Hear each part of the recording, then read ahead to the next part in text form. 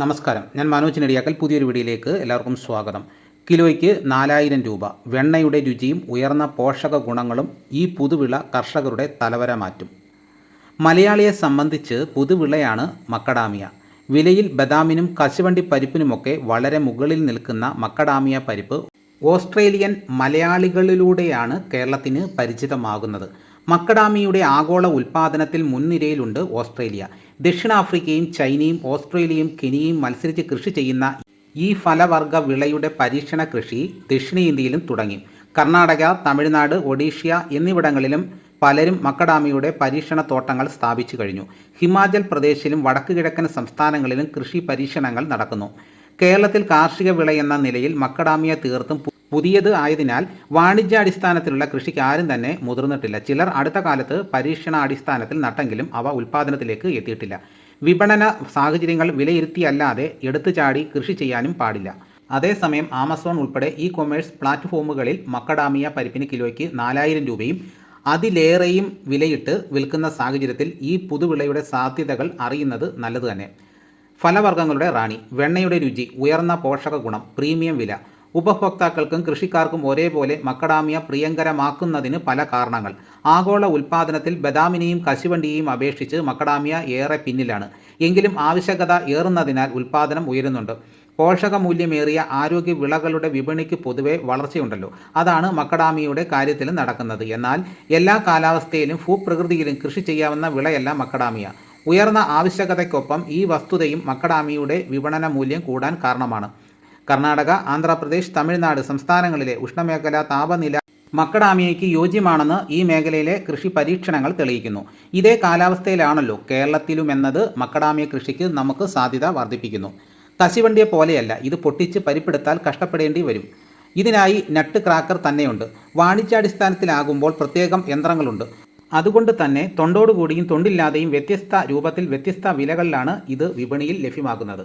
സാമാന്യം വലിപ്പമെത്തിയ തൈകൾക്ക് ശരാശരി 900 രൂപ വരെയും ഈടാക്കുന്നുണ്ട്. വിത്ത് മുളച്ചുള്ള തൈകൾ നട്ടാൽ കായ്ക്കാൻ 10 മുതൽ 15 വർഷം വേണം. എന്നാൽ ഇവയ്ക്ക് ദീർഘായുസ്സുണ്ടാവും. ഗ്രാഫ്റ്റിംഗ്, ലെയറിംഗ് രീതികളിലൂടെ ഉൽപ്പാദിപ്പിക്കുന്നവ 30 വർഷത്തിനപ്പുറം മികച്ച ഉൽപ്പാദനം നൽകില്ല. അതേസമയം മാതൃവൃക്ഷത്തിൻ്റെ അതേ മികവുള്ള ചെടികൾ ലഭിക്കുമെന്ന മേന്മയുണ്ട്.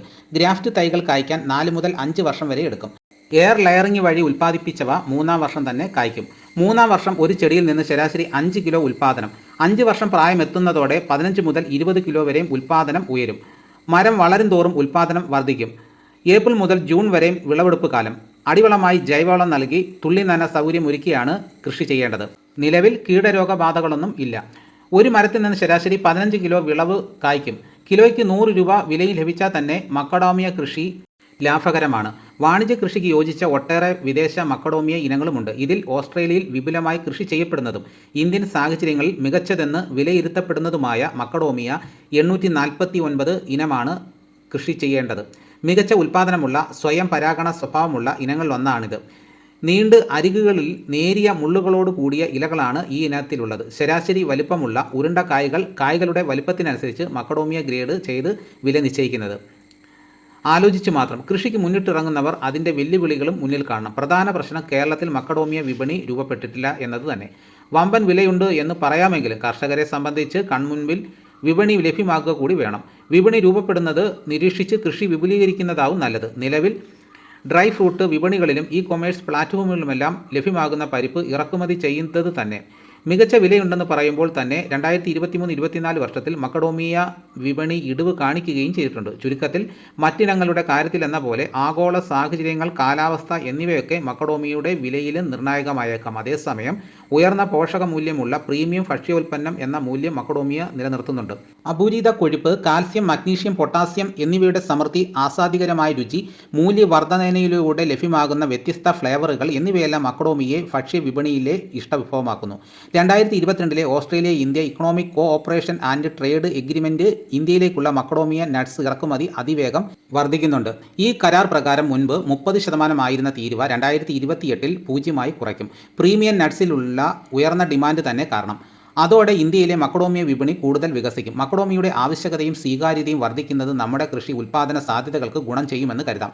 ഭക്ഷ്യവിപണിയിൽ മാത്രമല്ല സൗന്ദര്യവർദ്ധക ഉൽപ്പന്നങ്ങളുടെ വ്യവസായത്തിലും മക്കഡോമിയ ആവശ്യമാണ്. അധികം അധ്വാനം ആവശ്യം വരാത്ത ഫലവർഗ്ഗ വിളകളോട് കേരളത്തിൽ പൊതുവിൽ വളരുന്ന താല്പര്യം ഭാവിയിൽ മക്കഡോമിയയ്ക്കും ഗുണകരമായേക്കാം. അപ്പോൾ എല്ലാവരും ഈ കൃഷിയൊക്കെ ഒന്ന് ചെയ്തു നോക്കുക. ഇതോടുകൂടി വീഡിയോയുടെ പൂർണ്ണമാകുന്നു.